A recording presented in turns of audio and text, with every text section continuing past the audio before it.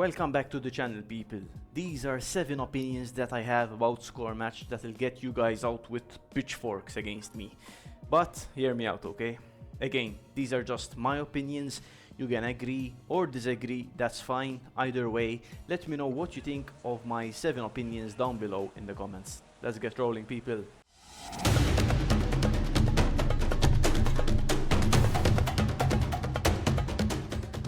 The marking trait doesn't really matter.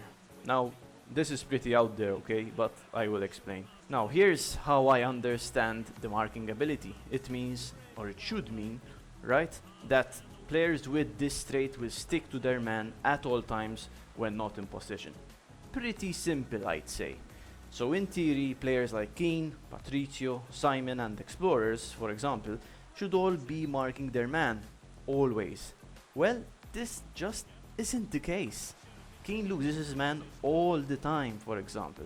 And it doesn't even have to be a fast attacker that he loses.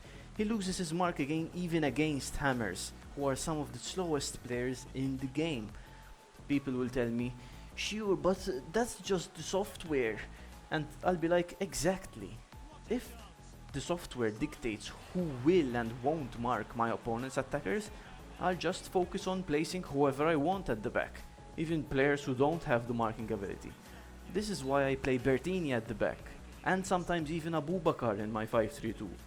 Bertini is fantastic since he's super fast and has good response. That's all I need from a defender.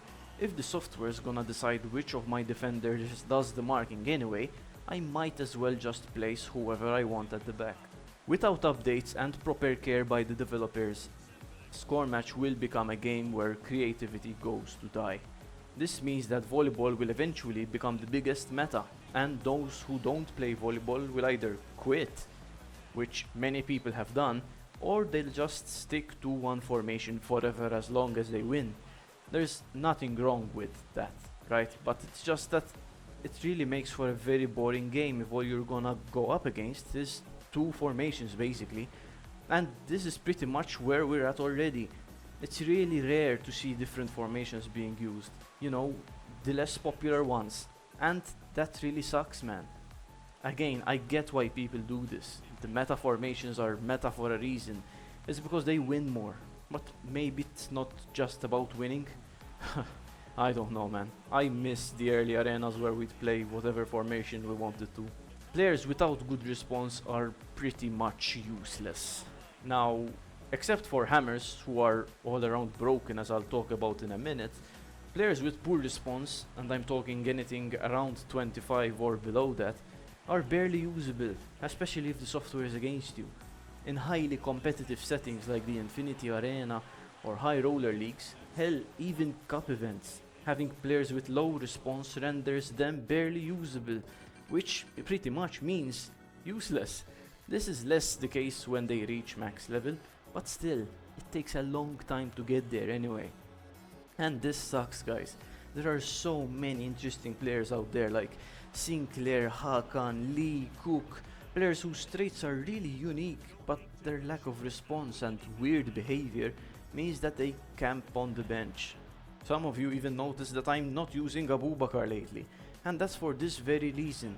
His low response means that unless he's already running into position, I usually can't even use him well. This is unlike Simon and Prowlers, who can be forced to run wherever you want them to, within reason of course. Does this mean that Abubakar is useless? Definitely not. But all this is something that I've come to notice lately, especially when the software is against you. Maybe you've noticed this too. Volleyball ruins your profile. Man, when I come across a player with like a gazillion gold medals, Matsumoto or Novak or his hammer captain as a top scorer, a great win rate, I'm like, dude, that means absolutely nothing if you're constantly volleyballing. Again, this is entirely my opinion, guys, but all those golds and that great win rate, could you even have achieved that without volleyball? Most likely not, but there are players who do. That's what, in my opinion, separates volleyballers from truly great players, is that great players achieve those gold medals and great win rate on their own, playing their own brand of football. And if that's not what you're looking for when playing this game, then why are you even playing it? I don't want new players. This is strange, right? But I see many people asking for a new keeper or a new super player to magically stop volleyball. Now, I know that there's always a lot of excitement surrounding new super players, and I'm not one to police what people want in the game. But wouldn't it be better if we had some gameplay improvements, maybe? Maybe like nerfing headers, fixing some bugs, letting us choose kit numbers, new events, and maybe some daily objectives? I don't know. Having a new super player soak up cards only to be benched forever is, getting pretty boring now. Of the last 5 super players that were released, Benitez, Traore, Cook, Simon and Lee, almost all of them are broken in one way or another. And that's the thing. I don't think I even trust FTG to create new super players at this point. In my opinion, they should just make the game more playable and I'll be more than happy to play it more. I wish that Sandberg wasn't this good and I really and truly hope he gets nerfed. I've said this many times and I'll keep saying it, Sandberg is overpowered. He's got superb response, great shooting, solid speed, even better speed at max level. He's just all around a beast. And that's a bad thing, man. Why? Well, seeing as he's so unbelievably good, Sandberg makes all the other potential strikers in the game completely worthless. And I'm talking about the Menace, Hakan, Fernandez, Sinclair. All these players can compete among themselves for the center forward position.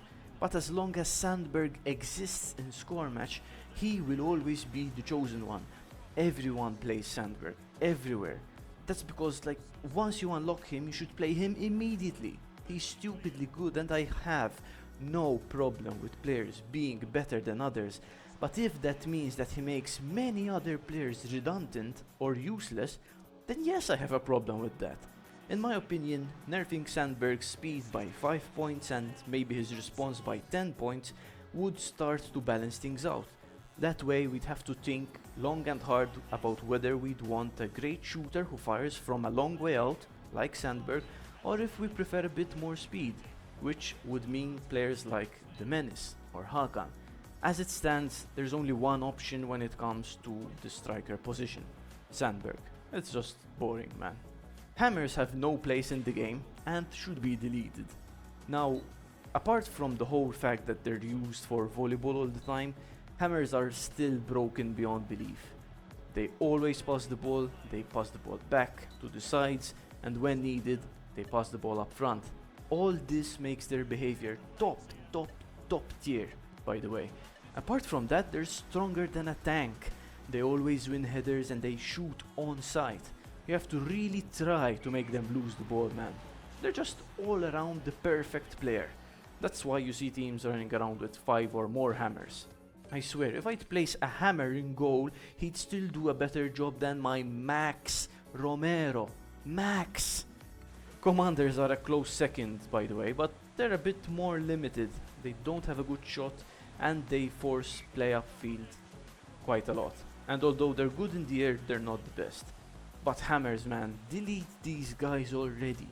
Side note, volleyball would still exist if FTG decided to delete hammers, and I know that. Volleyballers would simply use other players to volley, like commanders or guards, but at least their shot power wouldn't be the same. FTG, if you're listening, please delete hammers from the game and never bring them back. Just, give me my cards that went to Novak, please, and my bucks too. Guys, do you agree with any of these, or am I just alone here? In any case, let me know what you think in the comments, and thanks for watching as always, people. See you in the next one.